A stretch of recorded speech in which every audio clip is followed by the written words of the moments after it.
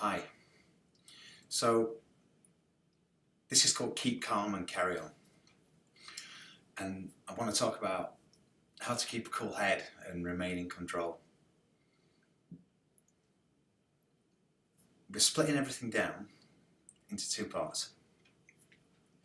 Things happen like this, always, in everyday life. Number one, the first part, is an event. So somebody, say for example, promises you a callback on Monday. And Monday comes and goes and that callback never comes. It could be feedback from a job interview or a progress report promised by your doctor or your lawyer, or a response to an invitation, an RSVP, or just a promise from a friend or family member to reach out at a certain time, and that never happens. And that's common, yeah. And so identify that just as an event or an appearance, an external thing. Now, number two, which comes so quickly after that we don't notice in our heads, it feels like the same thing, is your interpretation of it. And this is a judgment.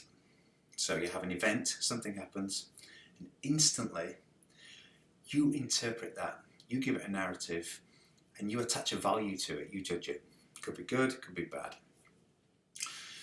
And notice, if you can, how the word should, that word, creeps into the language of your words and your private thoughts. They shouldn't have made that promise if they couldn't keep it. They should have called me back. They should know how important that is to me. They shouldn't be putting me in this position. This shouldn't be happening. We say things like this. But in fact, this second element is really just your personal judgment of the first element. And it's from here, it's from number two, not number one, that all the stress is coming from. The event isn't making you happy or sad. Your judgment of it is. Nobody else is annoying you. A friend letting you down is an external event, and as such, it's scientifically, physically impossible for that to affect you, because it's outside of you and all your world is within. So you might think that's interesting, but you might be asking, what can I do with this tool? Well, try it out, what I've just said. You'll get dozens of opportunities to try it out in everyday life, so don't worry about when.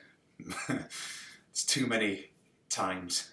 I'd argue hundreds of times every day, maybe more, that this happens quickly and in standout, obvious times where the whole process is much more dramatic and stressful. And it's not just negative feelings, it's positive ones as well. Nobody else is making you happy or excited.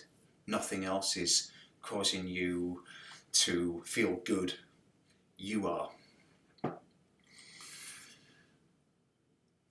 From, say, a driver beeping their horn at you unreasonably to somebody perhaps even expressly offending you. I go cycling and drivers yell at me and shout at me. I go jogging and van drivers in rush hour whine their windows down and shout offence at me. Maybe for their own pleasure, maybe just letting off steam.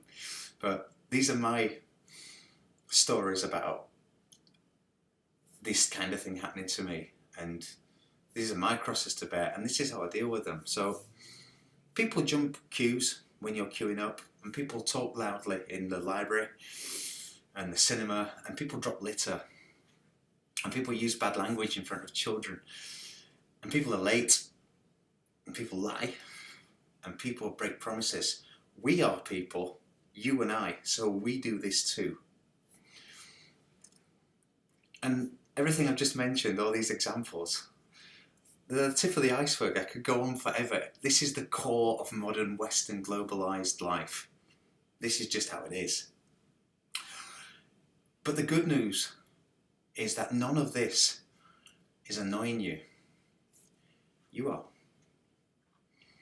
And the good news is, therefore, you're in control to change that. You can stop that and make it such that these things happen. And you just keep going and carry on, and you're fine. Genuinely. Learn how to separate the event from your judgment of it. Identify your own internal, incessant argument with the world.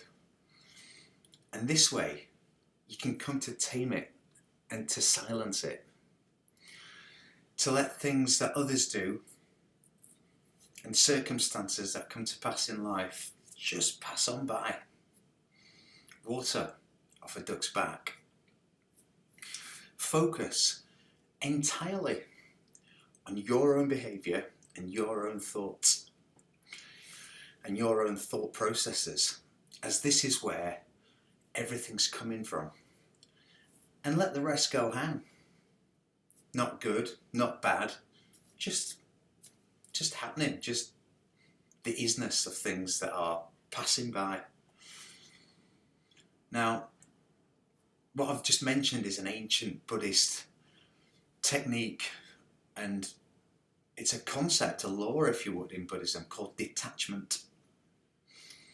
And it works today for all of us, including you, and it's free, and it's quick, and it's easy, and it works right now. There's no training to do for this, it's instant. There's no initiation period required. There's no induction to complete. You're qualified fully to succeed at this now. Just do it. It's free and it's easy. It's so worthwhile, it's life-changing, and it's in your hands. Thank you.